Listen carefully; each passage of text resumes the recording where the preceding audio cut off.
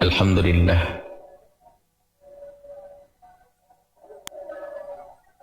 Nahmaduhu subhanahu wa ta'ala hamdan yuwafi ni'amahu wa yukafi'u mazidah. Ya Rabbana lakal hamdu kama yanbaghi li jalali wajhika wa 'azimi sultanika. Subhanaka la nuhsi thana'an 'alaika anta kama athnayta 'ala nafsik. Walakal hamdu walakal syukru 'ala dhalik. Allahumma salli wa sallim ala habibina sayyidina Muhammad wa ala alihi wa ashabihi wa tabi'ina lahum bi ihsanin ila yaumiddin. Allahumma ya Rabbana a'inna ala dhikrik wa syukrik wa husni ibadatik. Nas'aluka ya Rabbana fahma ulama'ika al-amilin wa ilhama awliyaika as-salihin. Urzuqna ya Rabbana tabata qabla al-maut wa syahadata inda al-maut wal jannata ba'da al-maut, amma ba'du. Yang sangat kami cintai, kami muliakan para perindu ridha Allah, para pecinta baginda Nabi Muhammad sallallahu alaihi wasallam. Alhamdulillah, malam ini kita bisa bergabung kembali bersama-sama untuk belajar dengan di bawah bimbingan Imam Ibn Athaillah As-Sakandari dengan kitab hikamnya. Dan seperti biasa, sebelum kita membaca kitab hikam ada sedikit muqaddimah fiqhiyah. Nggak apa-apa, sedikit, paling tidak kita punya wawasan tentang fikih. Penting penggabungan antara fikih dengan tasawuf supaya tidak pincang, seimbang. Fikih saja tanpa tasawuf keras gersang, nggak takut kepada Allah, main-main hukum fikih. Bicara tentang tasawuf saja tidak ada fikihnya, bahaya juga. Bisa keluar dari iman tanpa sengaja, tanpa sadar. Maka kami gabungkan di samping kita tasawuf yang namanya kitab hikam, ada sedikit muqaddimah fikhiyah yang kita dalam muqaddimah fikhiyah membaca kitab Mukhtasar Abi Suja atau yang sering disebut dengan kitab Taqrib. Dan saat ini kita sudah masuk bab faslun fis salam. Salam bahasa lain pesan, dengan memberikan uang dulu tapi barangnya nyusul. Para ulama meletakkan bab salam ini setelah bab jual beli. Di dalam jual beli itu ada syarat-syaratnya. Syarat sahnya jual beli adalah barang yang dijual belikan itu harus ada. Kalau tidak ada itu nggak sah. Kita beli sesuatu yang nggak ada itu nggak sah, kan begitu? Atau sesuatu itu ada tapi nggak bisa kita serahkan. Ikan di kolam, burung terbang, sudah dibahas pada pertemuan yang lalu. Nah, salam ini ternyata ada hubungannya dengan tadi. Ini pengecualian, ada jual beli barang yang nggak ada tapi sah, yaitu jual beli dengan cara salam. Barangnya itu belum ada, sehingga kalau bahasa sederhananya pesan, saya membayar, saya beli sesuatu dengan cara salam kepada Anda, yang Anda pun nggak punya barang itu. Dan temponya ada bulan depan, saya bayar sekarang. Tentunya ini adalah selain daripada emas dan perak, yang di situ berlaku masalah hukum ribawiyah, hukum riba. Hukum beli semacam ini sah, tapi dengan catatan yang akan dijelaskan nanti. Contoh, kami beli jagung kepada Anda, saya ternak. Dan saya punya banyak jagung, cuman karena saya peternak, saya perlu banyak jagung begitu untuk keperluan ternak saya. Anda sebagai petani mau bertani sepertinya kurang modal, mau cari modal susah. Ya sudah, Anda jualan jagung tapi jagungnya belum ada. Maka dengan cara saya pakai akad salam, Pak, saya beli jagung kepada Anda, saya tahu Anda punya tanah 10 hektar, akan menghasilkan kurang lebih 20 ton. Ya sudah, saya beli kepada Anda jagung 20 ton. Saya beli dengan cara akad salam jagung 20 ton. Ini duitnya. Dan saya butuh 4 bulan yang akan datang. Bukan sekarang. Nah, setelah terpenuhi akad salam ini sah. Jadi saya memberikan uang kepada Anda dan Anda akan membayar dengan jagung nanti setelah 4 bulan. Dengan akad salam ini ternyata saling diuntungkan. Saya bisa membeli kepada Anda dengan harga yang agak miring. Anda pun punya modal untuk bercocok tanam. Karena 3 bulan panen jagung. Setelah Anda nerima uang, Anda bisa menanam jagung sampai panen. Kalaupun ternyata enggak, Anda bisa belanja jagung ke tempat lain. Yang penting 4 bulan yang akan datang Anda menyerahkan jagung kepada saya sebanyak 20 ton. Lah ini kan sebetulnya seperti transaksi jual beli. Saya membeli kepada Anda jagung yang Anda tidak punya jagung. Pada dasarnya jual beli semacam itu kan tidak sah, tapi dengan akad salam menjadi sah. Karena akad salam ini ternyata punya makna saling menguntungkan dan tolong menolong. Kami yang perlu jagung banyak bisa membeli dengan harga miring tanpa menjatuhkan miring, dan Anda sudah punya perhitungan keuntungan. Anda pun mendapatkan modal lebih dulu untuk bisa bercocok tanam. Nah, ini adalah namanya akad salam. Nanti akan kita jelaskan rukun-rukunnya. Adapun rukun salam ya ada dalam akad salam disebutkan ini bab faslun fis salam, dan kita belum kita baca. Ini mukaddimahnya saja, yang penting ada gambaran. Jadi Anda boleh pesan, bahasanya akad pesan. Salam itu kayak semacam pesan. Saya beli lemari. Anda pun boleh mencari kemana saja. Saya beli kepada Anda lemari sifatnya begini, begini, begini, begini. Atau apa saja. Yang sekiranya sifatnya itu adalah jelas. Anda mengiyakan duit Anda terima. Anda boleh belanja harga yang lebih murah. Yang penting pada hari yang ditentukan saya harus mendapatkan barang sesuai yang saya sebutkan. Dan Anda harus menyerahkan seperti itu, sah. Dan itu saling menguntungkan. Ada merukunnya, tentunya ada 2. Rukun itu adalah apa sih? Rukun itu hal-hal yang pokok yang harus ada di dalam transaksi dengan cara salam. Aqidani, 2 orang yang bertransaksi. Tentu setelah itu harus ada sighah, akadnya itu seperti apa, kan begitu. Harus ada sighah akadnya. Kemudian ada uang yang diserahkan, kemudian apa yang dipesan. Insya Allah ini akan kita bahas pada pertemuan yang datang. Ya, ini ada pada pertemuan yang akan datang. Ini gambarannya adalah jenis-jenis transaksi jual beli yang dengan cara salam, yaitu jual beli yang sah biarpun tidak memenuhi syarat jual beli, pengecualian, yaitu salam. Aslinya tidak sah, tapi menjadi sah karena pengecualian dari baginda Nabi, dan ini adalah kemurahan. Sebagian penuntut ilmu, pemula penuntut ilmu tidak paham kenapa ini bab salam di sini. Di sini bab salam taruh belakang. Belakangnya bab jual beli, rukun-rukun jual beli, syarat-syarat barang yang jual beli, kan setelah disebutkan baru bab salam. Jadi waktu mereka menyusun kitab fikih, bab-bab itu ada hubungannya dengan yang sebelumnya. Baik, kita sekarang kepada hikmahnya Ibn Athaillah Sakandari. Kita sudah sampai kepada hikmah yang ke-106.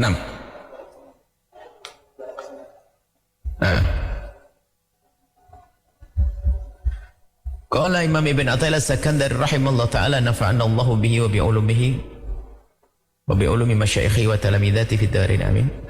206. La tanfa'uhu ta'atuka wa la tadurruhu ma'siyatuka wa innama amaraka bihadhihi wa nahaka an hadhihi lima ya'udu 'alaika. Kata Imam Ibn Athaillah Sakandari, la tanfa'uhu ta'atuk, ketaatan yang kita lakukan bukan untuk kemanfaatan kembali kepada Allah. Allah ghaniyun 'anil 'alamin. Allah tidak memerlukan apapun, tidak memerlukan kita dan juga tidak memerlukan amal kita. Bukan antara bos dengan bawahan, bahwasanya pekerjaan seorang karyawan diperlukan oleh sang bos. Sehingga bos perlu dengan pekerjaan karyawan agar kelar yang diinginkan. Tapi Allah tidak seperti bos. Allah yang menciptakan kita, dan Allah tidak perlu dengan makhluk, dengan hambanya. Maka kebaikan yang kita lakukan, ya kebaikan sebanyak apapun dari kebaikan yang kita lakukan, itu bukan untuk kemanfaatan yang kembali kepada Allah. Begitu sebaliknya. La tadurruhu ma'siyatuka. Maksiat kita tuh gak akan mengurangi kebesaran Allah, gak akan Tapi kita dengan bos berbahaya. Curangnya, culasnya seorang karyawan merugikan bos. Begitulah manusia. Kalau Allah Maha Kaya yang tidak perlu apapun kepada makhluknya. Disebutkan dalam hadis qudsi, Allah Subhanahu wa taala berfirman, ya ibadi, wahai hambaku, law anna awwalakum wa akhirakum wa insakum wa jinnakum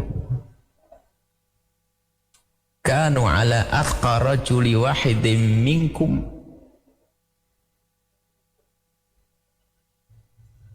mazada, semua itu dzalika ala mulki syai'a. Jadi kalau seandainya, bayangkan semua orang yang dari dulu dan sekarang sampai akhir zaman ala atqa rajuli wahidin minkum, menjadi seperti orang yang paling bertakwa di antara kalian. Anggap saja begini, seandainya semua manusia mulai dari zaman Nabi Adam sampai akhir zaman baiknya itu seperti Nabi Muhammad. Kalau kita bicara tentang atqa rajulin, itu siapa sih orang yang paling bertakwa? Seandainya semua manusia itu seperti baginda Nabi Muhammad, mazada dzalika fi mulki syai'a, tidak akan menambahkan semuanya itu kepada keagungan kerajaanku, sebab kerajaan Allah sudah sangat agung, sudah agung-agung. Bayangkan, kerajaan Allah sudah agung, tidak akan bertambah dengan amal baik hamba. Nah, Allah Maha Kaya. La anna awwalakum wa akhirakum wa insakum wa jinnakum ala afjar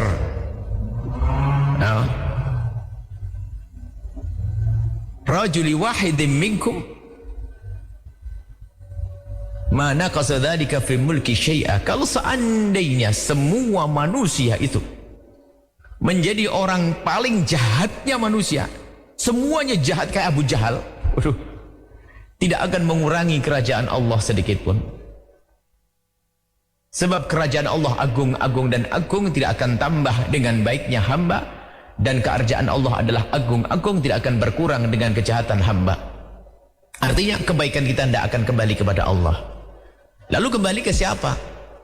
Dijawab oleh Imam Ibn Attal-Sang tadi, wa innama amaraka bihadhihi wa nahaka an hadhihi, akan tapi Allah melarangmu dari hal ini, memerintahkanmu hal ini, semua itu adalah untuk lima ya'udu alaika, untuk hal yang kembali kepadamu.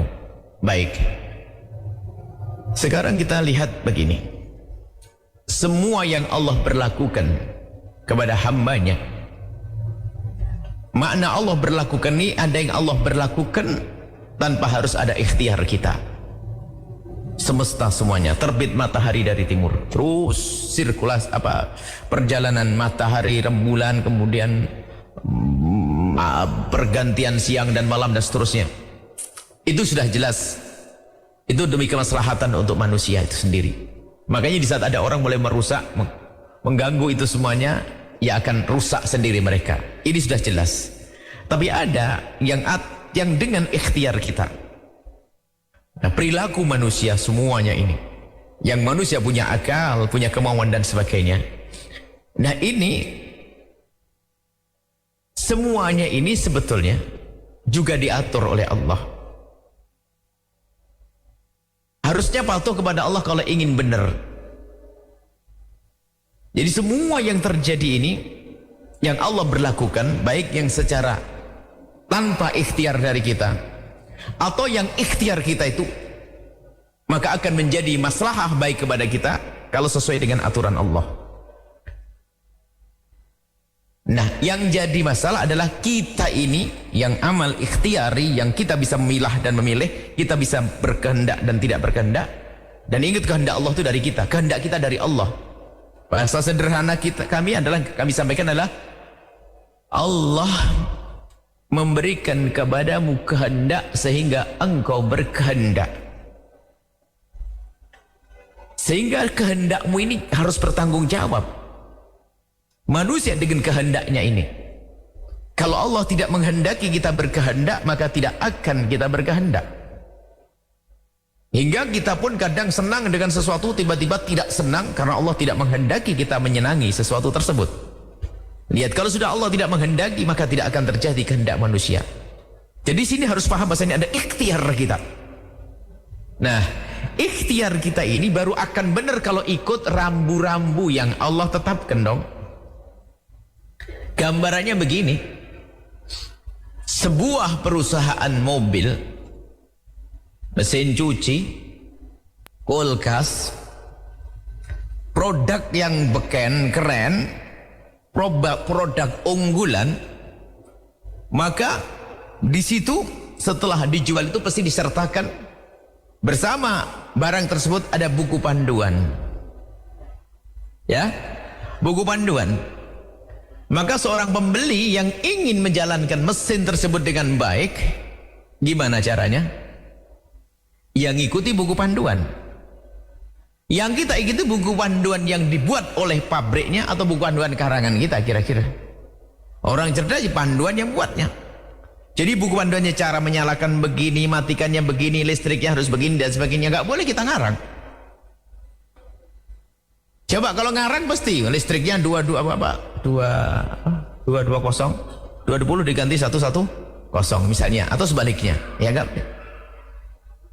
Atau kita ngatur sendiri mobil tuh biasanya pakai bensin, enggak lah, aku hobi minum degan, saya kasih es degan. Nah, gila itu orang. Jadi agar mesin cuci atau kulkas atau apapun mobil agar benar, ikuti dong petunjuknya, cara menyalakan, cara menggunakan dan seterusnya. Kapan seseorang nggak mau nerima itu semuanya, cepat rusak itu, bahkan mungkin tidak jalan. Hal yang semacam ini orang cerdas yang ngerti tentang permobilan dan perkulkasan serta per mesin cucian pasti ngerti, nggak mau macam-macam. Kalau nggak ikut panduan salah, nah, buku panduannya hilang pasti bingung. Kalau sudah paham baru selesai, jalankannya gampang. Apalagi yang semakin canggih, wah, tombol ini tombol itu salah, seharusnya memutar malah mencet air keluar lagi dan seterusnya. Ini kan sudah hal yang maklum bagi kita bahwasanya panduan itu penting. Coba, tapi secara akal, apakah ada orang yang ngomong kepada pembuat mobilnya, ente nih jual mobil kok bikin ribet, saya yang beli kenapa ente ngatur-atur, suka-suka dong saya pakai, mana saya injek? Ada ngomong gitu? Nggak ada. Ya orang gila saja ngomong marah-marah sama pembuat mobilnya. Apain pakai petunjuk-petunjuk? Aduh, aku sudah tahu semuanya. Wah, ini mobil canggih. Salah semuanya. Nggak ada yang marah-marah. Yang ada adalah, wah, ini canggih betul nih. Petunjuknya juga rapi bener. Begini, langsung dipelajari duduk. Coba taktik ini lancar. Maka sang pembeli mobil ini akan menjalankan mobil dengan baik, awet, bener. Karena apa? Karena dia ngikuti petunjuk buku yang dibawanya tersebut, sesuai dengan maksud daripada sang pembuat mobil. Beda merek saja juga beda loh ya, caranya juga beda. Karena apa? Karena apa? Yang merek A ini tidak mengetahui apa yang ada di seluk-beluk merek B, makanya nggak bisa dicampur adukkan. Biarpun mungkin ada kemiripan, ada kesamaan di sebagian hal, tapi ketahuilah yang jelas yang patuh adalah benar. Kalau orang paham ini akan mudah menyelesaikan tentang keimanannya. Pahami dulu masalah urusan mobil. Bener, saya tidak bisa nyalain kompor gas suatu ketika di rumahnya orang. Nggak bisa nyalain kompor gas, konco. Sampai ribut kita, ngapain ini? Rupanya nggak ada buku petunjuknya. Kompor yang canggih, kompor kayak kaca begini, nggak ada kompornya, pakai tombol sini. Ribet ini. Kalau kita kan di kampung, nyalain jos, nyala deh, bus gitu. Kok ribet banget kompor gas lah. Ini pakai petunjuk. Dan kita manusia yang mengaku beriman kepada Allah, siapa yang menciptakan kita? Yang menciptakan kita adalah Allah. Baik, kalau yang menciptakan kita Allah, yakin yang menciptakan kita adalah Allah, maka di dalam kita menjalani hidup ini agar benar, ya ikuti dong petunjuk yang Allah berikan. Sederhana, karena kita sudah punya ngerti tentang mobil tadi. Dan petunjuk yang Allah berikan kepada kita melalui Al-Quran yang Allah turunkan, dan hadis-hadis Nabi yang umayantiku anil hawa in huwa illa wahyun yuha. Nabi berucap dengan wahyu, perilaku Nabi wahyu. Kemudian Allah memberikan kepada ulul amri, para ulia, ulamanya untuk memahami itu semuanya. Maka ketahuilah bahwa kalau pengen hidup kita benar, maka ya ikuti petunjuk-petunjuk tersebut. Ikuti petunjuk-petunjuk tersebut. Jangan kasar, biarkan. Jangan dikasari. Dia tidak punya dosa dia.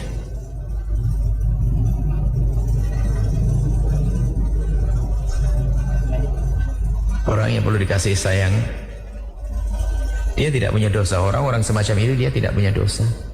Kita banyak dosa. Dia begitu tidak benci, tidak dendam, hanya asik saja. Dia begitu itu bukan karena dia dendam. Kalau kita kan berbuat karena benci, naudzubillah, karena ngiri. Tapi orang itu bersih hati. Maka orang tuanya yang punya anak semacam itu tidak usah bersedih. Dia ahli surga yang berjalan di atas bumi. Dan hakikat dia tidak punya dosa. Kita ini banyak dosa. Kita lanjutkan. Semoga Allah mengampuni kita ini yang akalnya sehat ini. Sehat. Sering punya pikiran yang aneh-aneh, perilaku yang aneh-aneh kita ini. Aneh-anehnya aneh-aneh. Dari dasar kebencian, dasar dengki dan sebagainya. Apa tadi? Sampai di mana kita lupa? Subhanallah. Enak kalau orang lupa itu nggak dosa, biarin saya lupa. Lupa kan diangkat. Baik, kita kembali. Jadi kita harus percaya dengan tidak tahu nyambung dan tidak lupa saya tadi. Petunjuk Mas Muda. Dia ngomong apa tadi? Terakhir? Ini ngelamun juga. Baik. Subhanallah, terima kasih. Beliau ini punya faedah besar. Biar sadar kalau itu manusia, kita itu lemah. Gitu aja sudah lupa kita kan. Mau sombongnya gitu aja sudah lupa kita. Alhamdulillah. Biar sadar betul kita manusia dengan kelemahannya, nggak usah lah. Baik. Jadi apa yang Allah yang menciptakan kita, maka Allah yang lebih tahu tentang kita. Sehingga apa yang Allah turunkan dari rambu-rambu itu adalah untuk kebaikan kita. Sehingga kalau ada perintah dari Allah untuk kita itu bukan untuk kepentingan Allah. Ketahuilah wahai hamba Allah, semua untuk kebaikan kita. Perintah kebaikan untuk kebaikan kita, bukan untuk Allah.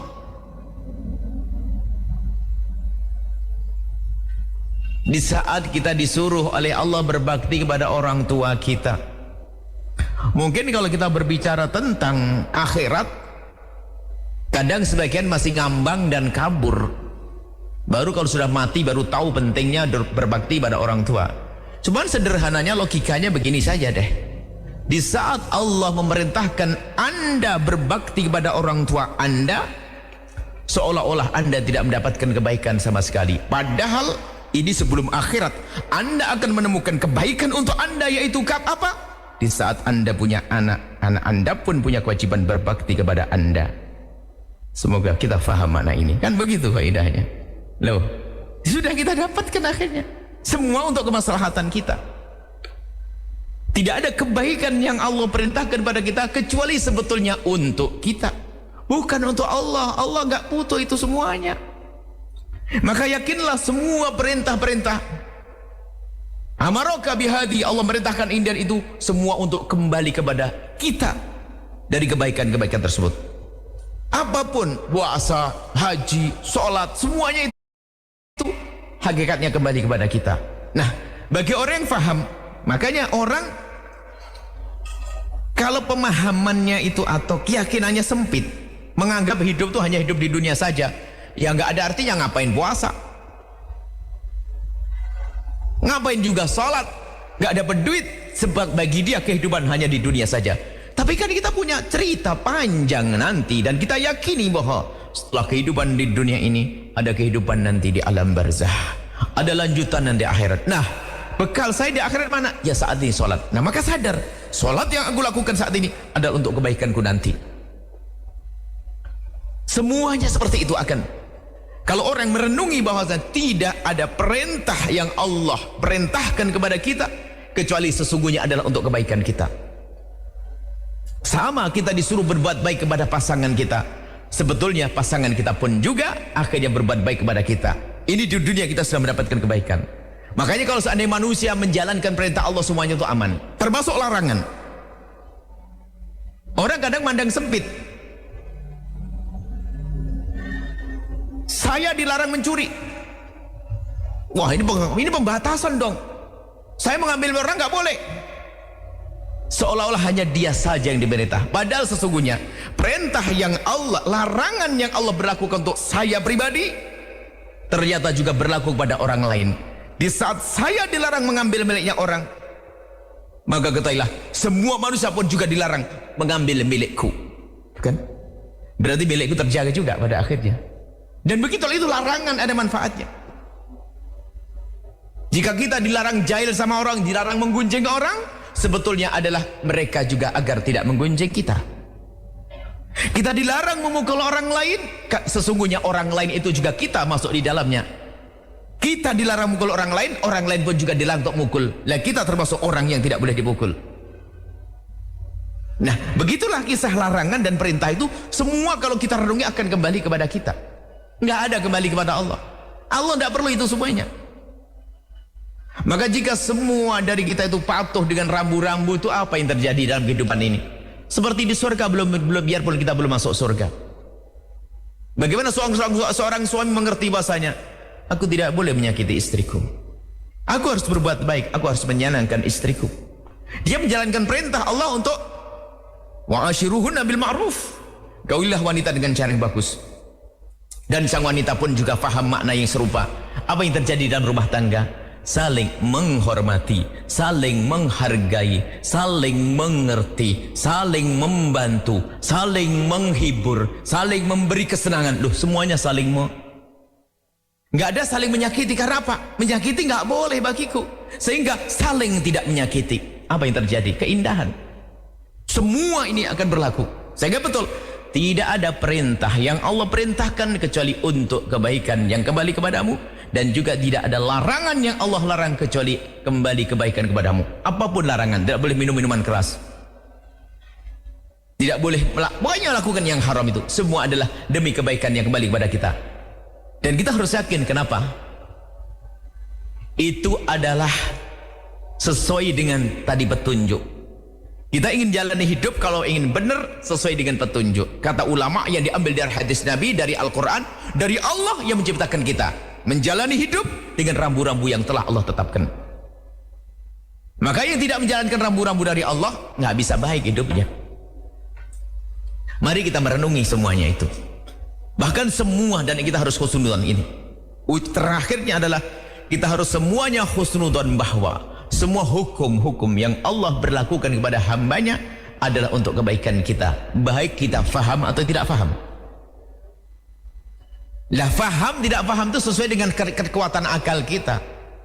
Anak kecil kalau suruh minum jamu jerit-jerit berani lari, mending dibuang jamunya karena belum ngerti bahasanya setelah minum jamu itu sehat. Tapi bapaknya yang berakal mencari jamu, beda. Maka kalau kita masih saja belum paham, berarti kita kayak anak kecil terus.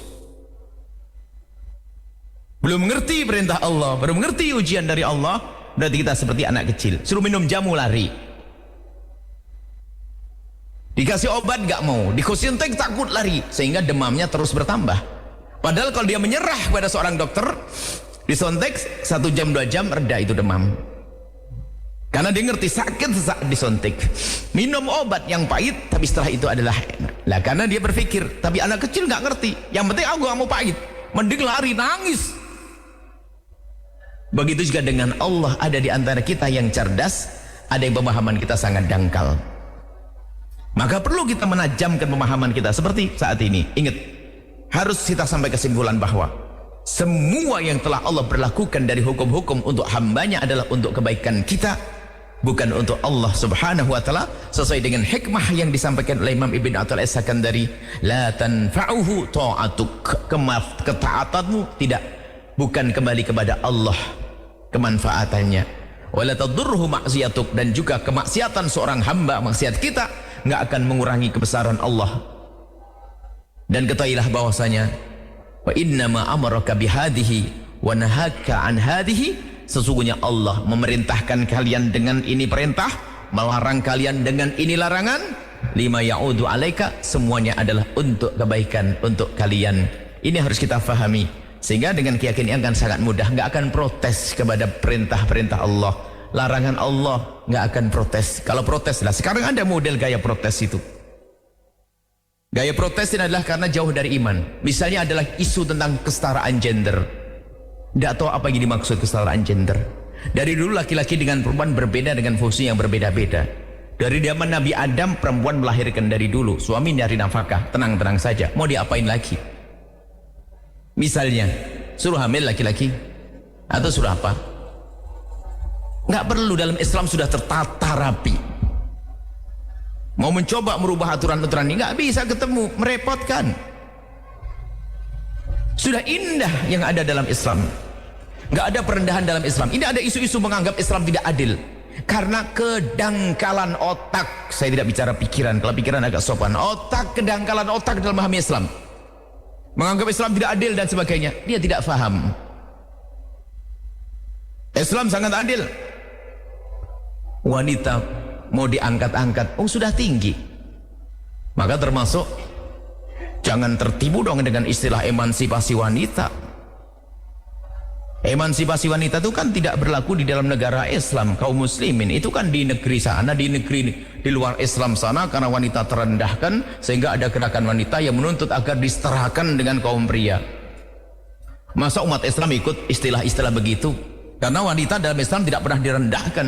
Nabi sendiri mengangkat seorang laki-laki bertanya, "Ya Rasulullah, ayun nasi ahaqqu bi husni sahabati?" Siapakah orang yang lebih berhak untuk aku perlakukan dengan baik ya Rasulullah? Dijawab, ibumu. Siapa lagi ya Rasulullah? Ibumu. Siapa lagi ya Rasulullah? Ibumu. 3 kali. Siapa lagi ya Rasulullah? Baru ayahmu. 3 kali. Mau diangkat-angkat bagaimana lagi seorang perempuan? Dari lahir seorang perempuan, contoh saja sekarang ada upaya kesetaraan gender pengislaman, hanya gara-gara seorang imam perempuan nggak boleh khutbah Jumat saja dibikin perendahan. Masih banyak cara untuk muliakan wanita, tidak harus jadi khutbah Jumat. Wanita lihat, mulai dari saat lahir dia bangga bahwasanya dia punya ayah. Hendaknya begitu wanita muslim. Setelah itu apa? Dirawat oleh seorang ayah. Setelah menikah dihantarkan kepada seorang pria, nggak usah mikir nafkah. Aslinya begitu dalam Islam. Yang nyukupi siapa? Suami. Dalam pernikahan dia terhormat, gak usah dia nak pohon kelapa, gak usah begini. Aslinya begitu. Sampai di saat masa tua pun ternyata anaknya pun harus menghormat ibunya 3 kali lipat sebelum ayahnya.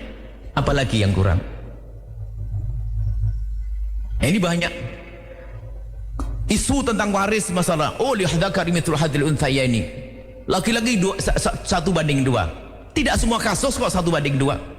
Ada yang sama, ada yang ini. Ada pun masalah anak laki-laki dengan anak perempuan beda, tentunya memandangnya jauh ke depan. Kalau kita sudah yakin bahasanya yang dari Allah pasti adil, selesai. Cuman kadang kita perlu menjelaskan dengan logika, dengan nalar sedikit. Contoh 1:2. Ini gambaran sederhananya. Bukan berbicara tentang terima saja dong, kita harus bicara tentang kewajiban apa yang harus dilakukan oleh seorang anak, laki atau perempuan. Contoh, 2 kakak beradik, laki 1 perempuan 1, ayahnya meninggal dunia. Sebuah contoh saja, meninggalkan uang 30 juta. Berapa? Laki-laki dapat 20 juta, perempuannya dapat berapa? 10 juta. Lihat, yang pandangannya pendek akan berkata tidak adil. Kenapa laki-laki dapat 20, perempuan dapat 10 juta? Oke, hidup dia bukan sampai di sini. Tatonya dalam waktu yang bersamaan mereka juga pengen nikah, dan betul akhirnya mereka menikah. Alhamdulillah dapat jodoh, masing-masing dapat jodoh, dan hari pernikahannya pun juga bareng. Nah, kebiasaan di kampung tersebut, seorang wanita itu adalah hendaknya mendapatkan mahar dan tetek mengek kurang lebih senilainya 20 juta. Baik, akhirnya betul sang laki-laki yang punya duit 20 juta senang. Alhamdulillah, saya pengen nikah, ternyata biaya nikah saya 20 juta. 20 juta diserahkan kepada istrinya. Adik perempuannya yang hanya mendapatkan waris 10 juta dinikahi seorang laki-laki. Ternyata laki-laki menikahinya nyerahkan duit berapa? 20 juta. Sekarang hasilnya anak laki-laki punya duit berapa? 0. Anak perempuan punya berapa? 30 juta. 10 plus 20. Kemudian anak laki-lakinya tadi yang sudah 0 tadi punya anak 5. Siapa yang biayai? Suami. Anak perempuan yang punya duit 30 juta punya anak 5. Siapa yang biayai? Suaminya. Terus apa lagi sampai? Jadi kalau bicara ke sana, oh sederhana memahami mana itu. Ini gambaran sederhananya. Di balik itu ada hikmah yang kita tidak boleh banyak tanya. Tapi ingat, dalam urusan waris kami selalu ingatkan, jangan biasa ribut urusan waris. Membagi waris dengan bagi sama adalah sah dengan catatan. Tidak ada tuntutan dari anak perempuan, tapi kerelaan yang murni dari anak laki-laki, maka itu hebat. Kerelaan. Tapi kalau anak laki mengatakan 1:2 sah-sah saja, memang itu asalnya. Tapi kalau laki-laki berkata sudahlah kak, dek, bagi sama aja deh, artinya sang laki-laki merelakan haknya diambil saudaranya, sah. Bersulhu khair. Apapun bentuknya, jangan mengangkat suara dalam pembagian waris. Dan ingat, jangan katakan pembagian waris tidak adil seperti yang dihembuskan oleh orang-orang di luar Islam atau bagundal-bagundalnya iblis dari kaum muslimin, ingin merendahkan Islam. Sehingga betul kata mereka, Islam fi qafasil ittiham, Islam dituduh terus ada hukum qisas. Apa hukum qisas itu? Kejam banget. Jangan bilang kejam-kejam. Iya, masa setiap orang bunuh. Wah, ente bisa ngomong gitu karena yang dibunuh bukan anak ente. Coba yang dibunuh anak ente ngomong apa, Pak? Akan anak yang dicintainya dibunuh sama orang, kira-kira marah atau tidak? Pasti ngomong bunuh saja dia begitu. Karena kebetulan ini dibunuh orang lain dan dia tidak ada urusan, maka dia kenapa harus dikisos?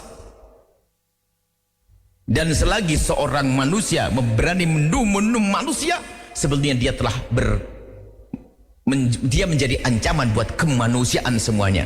Sebab manusia itu sama. Selagi seseorang tidak menghargai satu manusia, sangat mungkin dia tidak menghargai 1000 manusia. Maka pantas dimusnahkan orang itu. Maka ada qisas. Walakum fil qisasi hayatun. Apalagi coba? Pertanyakan semua permasalahan. Dijawab oleh Islam kalau orang paham Islam. Makanya hari-hari ini ada mulai orang-orang yang sok belajar Islam, gayanya ngeritik Islam. Nggak nyambung dia itu. Justru menampakkan kalau dia itu nggak pernah belajar Islam, sehingga menuduh Islam padahal kaum muslimin Islam tidak adil, perlu begini, perlu gini. Ngaji Islam luar biasa, adil, tidak ada yang kurang dalam Islam. Semoga Allah memberikan kita pemahaman yang benar, memberikan pada keyakinan yang benar. Semakin pasrah kita dengan apa yang Allah berlakukan dari rambu-rambu, hukum-hukum, dan semoga Allah memberikan keinsafan.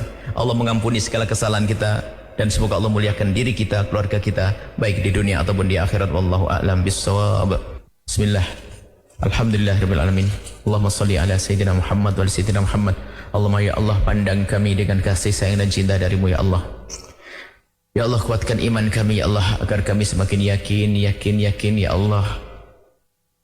Al-Quran imam kami ya Allah. Mudahkan kami memahami Al-Quran, mudahkan kami memahami sabda kekasihmu Nabi Muhammad, mudahkan kami untuk patuh kepada ulama-ulama kekasihmu Nabi Muhammad, dan kumpulkan kami dengan ulama-ulama yang solihin, yang amilin, yang shodikin ya Allah. agar hidup kami di dunia ini menjadi baik sesuai dengan apa yang Engkau inginkan ya Allah. Dan kami mohon ya Allah, jauhkan kami dari segala malapetaka lahir batin dunia dan di akhirat ya Allah. Jaga keluarga kami, jaga anak-anak kami ya Allah, anak-anak kami ya Allah, anak-anak kami ya Allah. Berkat ibunda-ibunda yang telah menghadiri majlis ini, ayahanda yang telah hadir di majlis ini, maka jadikan anak mereka anak-anak ahli surga ya Allah. Dan jika ada di antara para orang tua yang ada saat ini atau menyaksikan acara ini, mendengar suara ini, ada orang tua yang mempunyai anak jauh dari kebaikan, bejat dalam ketidakbaikan ya Allah, maka kami mohon berkat ketulusan ibunda dan ayahandanya ini, kembalikan anak tersebut ke jalan yang Kau ridhoi, dan sungguh bagimu sangat mudah ya Allah, sangat mudah ya Allah. Berikan kasih sayangmu kepada mereka para orang tua ini dengan Kau kembalikan putra putri mereka ke jalan yang Kau ridhoi ya Allah. Bimbing mereka, jadikan mereka anak-anak yang dibanggakan orang tua mereka ya Allah. Dan jadikan kami semua adalah hamba-hamba terkasih-Mu ya Allah. Berikan kepada kami kecintaan kepada kekasih-Mu Nabi Muhammad. Mudahkan kami mengikuti sunnah kekasih-Mu Nabi Muhammad. Matikan kami kelak setelah panjang umur dalam keadaan kami tetap bersama agama kekasih-Mu Nabi Muhammad. Ya Allah, jadikan kami juru damai di negeri ini ya Allah. Juru damai di dalam rumah tangga kami, juru damai di keluarga kami, juru damai di masyarakat kami. Jauhkan kami dari menfitnah dan difitnah ya Allah. Jaga negeri ini, jaga bangsa ini, jauhkan dari pertumpahan darah, jauhkan dari perselisihan dan permusuhan. Kami mohon ya Allah, kami mohon ya Allah, jaga kami semua ya Allah. Ampuni orang tua kami, ampuni guru-guru kami ya Allah, ampuni guru-guru kami ya Allah, ampuni guru-guru kami semua ya Allah. Anak-anak kami jaga semua ya Allah. Dan berikan orang tua khususnya orang tua Nanda yang barusan lewat segala kebaikan, dan berikan kepada kami segala kebaikan di dunia dan di akhirat ya Allah. Kami mohon ya Allah, panjangkan umur kami dalam ketaatan serta sehat walafiat. Panjangkan umur kami dalam ketaatan serta sehat walafiat. Berikan kepada kami semua husnul khatimah, mati dalam keadaan iman. Dan kami mohon ya Allah, ya Allah, jadikanlah ucapan kami di akhir hayat kami kelak, saat Kau hendak mencabut nyawa kami. Kami ingin saat itu ya Allah, hati dan lidah kami mampu mengucapkan kalimat agung dan mulia, La ilaha illallah Muhammadur Rasulullah, La ilaha illallah Muhammadur Rasulullah, La ilaha illallah Muhammadur Rasulullah sallallahu alaihi wasallam. Rabbana atina fid dunya hasanah wa fil akhirati hasanah wa qina adzabannar. Wa sallallahu ala sayyidina Muhammadin wa ala alihi wa sahbihi wasallam. Alhamdulillahi rabbil alamin. Al-Fatihah.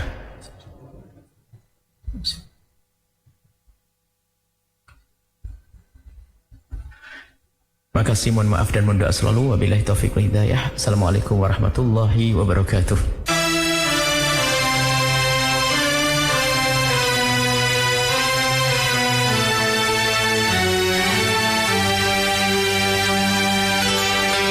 Alhamdulillah, telah kita dengarkan untayan hikmah tausiah bersama Buya Yahya. Semoga semakin bertambah ilmu dan amal kita. Amin ya rabbal alamin.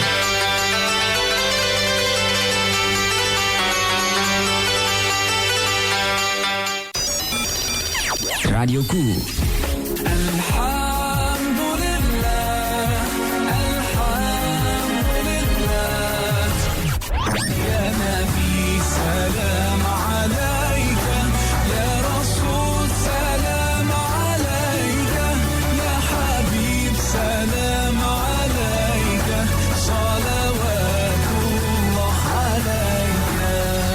Radioku, inspirasi spirit hati.